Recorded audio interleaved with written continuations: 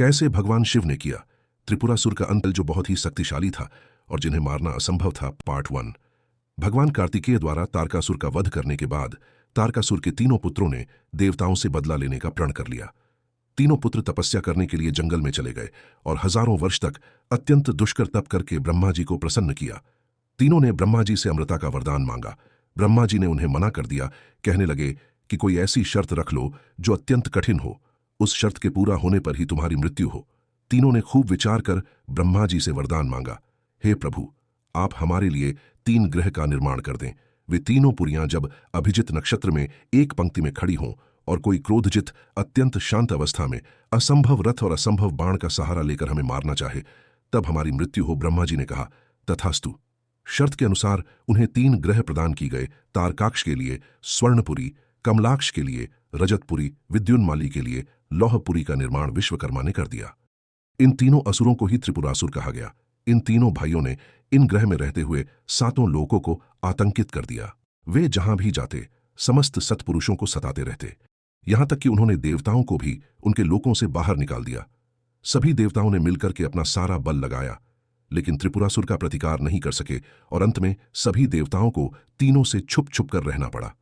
अंत में सभी को भगवान शिव की शरण में जाना पड़ा। सभी देवताओं ने महादेव को अपना अपना आधा बल समर्पित कर दिया। अब उनके लिए रथ और धनुष बाण की तैयारी होने लगी।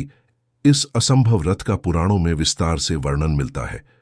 पृथ्वी को ही भगवान ने रथ बनाया, सूर्य और चंद्रमा पहिए बन गए, भगवान ब्रह्मा सारथी बने, श्री विष्णु बाण, मेरु पर्वत धनुष और वासुकी बने उस धनुष की डोर। इस प्रकार असंभव रथ तैयार हुआ और संहार की सारी लीला रची गई। जिस समय भगवान शिव उस रथ पर सवार हुए, तब सकल देवताओं के द्वारा संभाला हुआ वह रथ भी डगमगाने लगा। तभी विष्णु भगवान वृषभ बनकर उस रथ में जा जुड़े।